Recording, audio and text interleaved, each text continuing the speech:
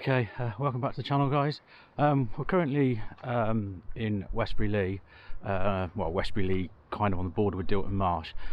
Now, what we're looking for today is Bowyer's Mill. I'll give some details very shortly about the mill. It was obviously, again, it had many purposes through its history. The last being a tanning mill. So we're going to have a look for that now. The only thing that's left really is a gate with the name of the company that was a tanning company, but we'll have a look now and try and find where the mill was. Okay, we have a relic left here from the mill. We're actually on the approach road. No idea what this was. It's got no distinguishing plaques or anything. Could have been electrical entrance gate perhaps. No idea. It's on a concrete plinth, as you can see down there. That's I believe the River Biss. Okay, we'll just quickly stop the video there. Now this map shows where we're stood at the moment at this little metal control box. Now looking at this, there was a sluice gate that diverted a section or part of the River Biss off towards the mill. Now Bowyer's Mill always had problems with water supply to run the mill. Now, was this metal box a control panel to control the sluice? I don't know. If anyone does know, obviously leave a comment, but that's the only thing I can think of. This which supplied the mill. So yeah, that side of the mill is Dilton Marsh, and apparently this is Westbury side.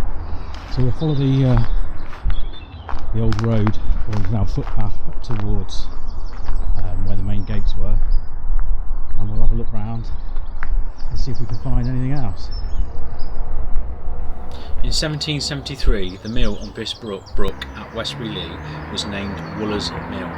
Roughly in 1800, two new buildings were erected on the site for the manufacturing of cloth, and the mill became known as Bowyer's. In the 1830s it was the premises of James Cockle, but it seems by 1834 it was in the hands of Benjamin Overbury, who in joint partnership with William Matravers also ran Bitham and Angel Mill. So looking at an old photo and then looking at an old map, the mill actually sat on top of a kind of mound of earth. You would never know it was there now. There's a new road built through it. There's a roundabout where the actual mill, the main buildings were. A lot of the earth, when the buildings got knocked down, I can't remember what year it was, I'll have to look that up, but a lot of the earth was contaminated with the main disease, anthrax, being detected, and there was also arsenic and other chemicals found, so all the soil had to be taken away and disposed of safely. Quite surprising, really, amazing. A lot of our new houses now are built on that land. Yeah, like I said, the only buildings left is there's a hangar left which was part of the tanning place, and the only reason that one was left, it's just the skeleton of it, is because there were bats in there. We'll try and get in there and have a look. It's kind of sealed off, but this is the main gate to the factory area. As you can see, Charles Case and Son Limited, if you can see that. So basically just beyond this gate now is the new road that takes us into the new housing estate. So yeah, just to our left is a sluice gate. Now when we look at an old map, I think the River Biss, it was split into two. One, the right hand part of the river was diverted to this sluice here, and I'm pretty much sure a left hand section was taken to the mill, which I believe had a big pond. If you look at the photo again, you can see a big mill, sorry, a big mill pond in front of it.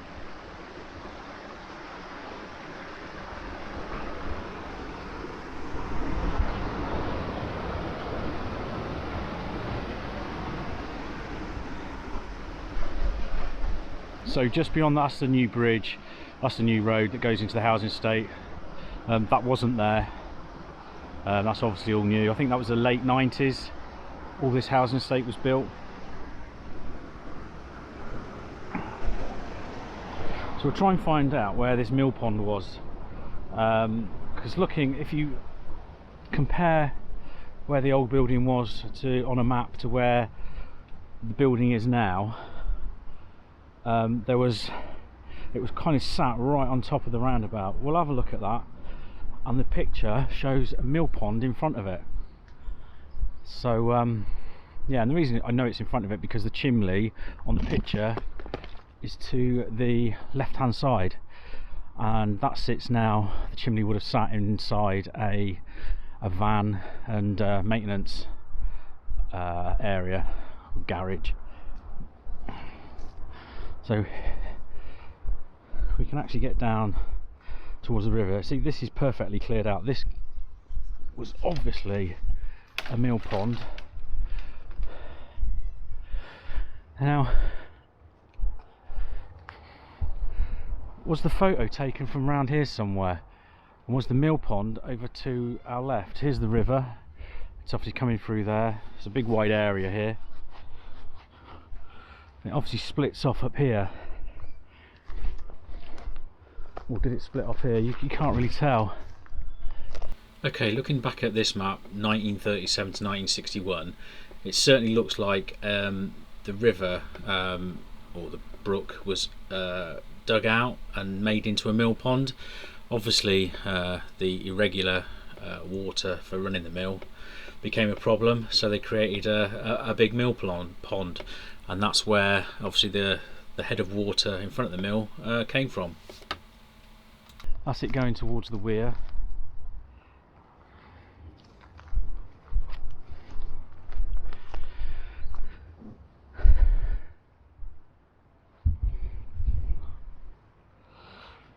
Let's try and get across this tree. Watch me fall in. Don't laugh if I do.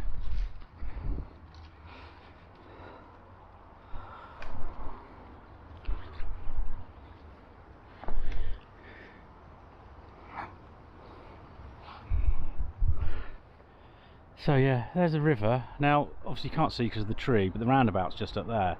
So here we are walking towards the roundabout where the mill's situated. So basically this roundabout was right in the middle of the mill area, and we're currently walking across the bridge over the stream, the new bridge. This is the new road. That was obviously where the tanning, part of the tanning warehouses were. Right.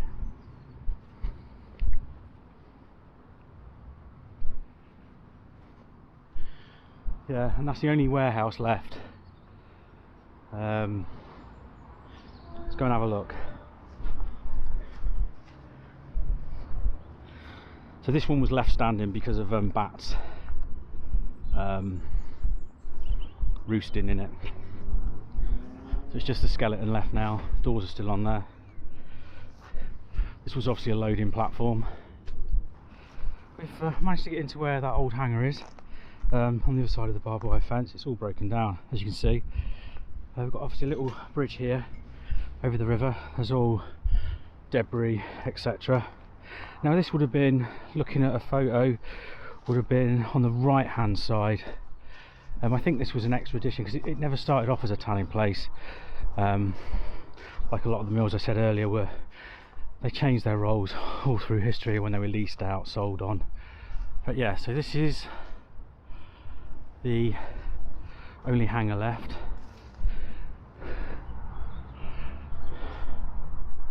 I think the land's for sale, but it's probably highly polluted still.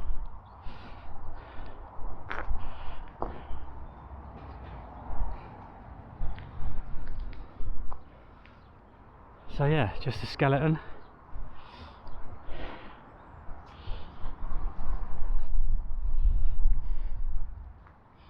I should think the other hangars were along here on our right. At some time in the mid-18th century, Bowyer's belonged to Abraham Laverton.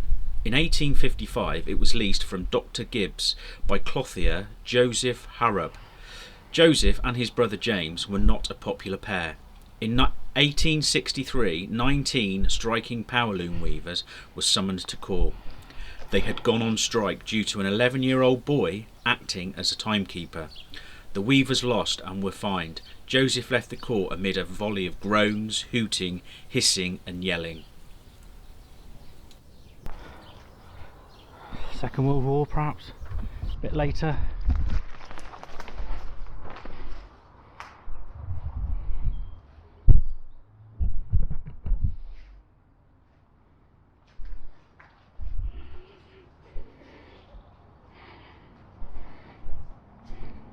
Looks like someone's had horses in here. It's an old toilet.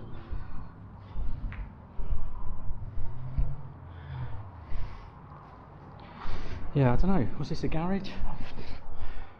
Obviously another part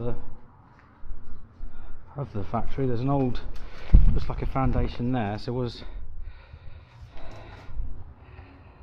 Yeah, it might be a bit dark, too dark to see on the camera.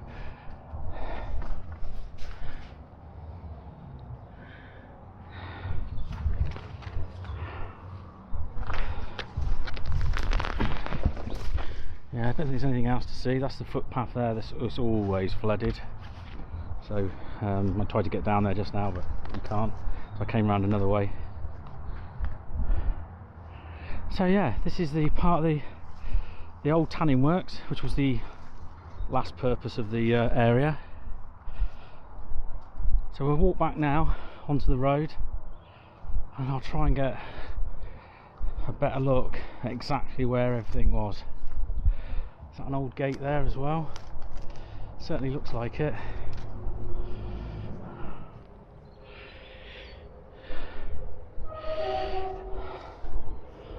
So yeah, that's the hangar. I think there were 3 hangars in total, so there have been another 3 sat here. The actual mill area was just over there. That's where the roundabout is. I'm going to go back up there now. You see an old telegraph pole there, mixed in with the trees.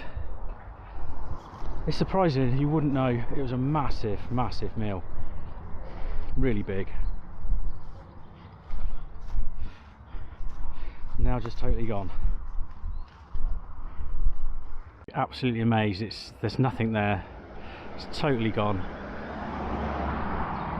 The roundabout, if you go straight over, that's heading towards Westbury station, and if we look this way, we're walking towards Chapman Slade.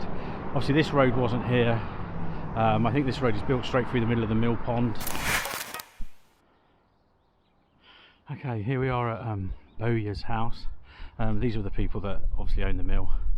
I think it's separate houses now, what I'm led to believe. Now this would have been the back of the house. There is an old photo, I think during World War II, of an American army car parked in front of the house, which is the other side. I'm afraid we can't get round there, which is a shame. But yeah, so this is Bowyer's house. Okay, thanks for watching. Obviously subscribe and like, and I'll see you again soon. We'll probably be back out on the Somerset coalfields, hopefully, when we're allowed out again. So yeah, take care, stay safe, and I'll see you soon.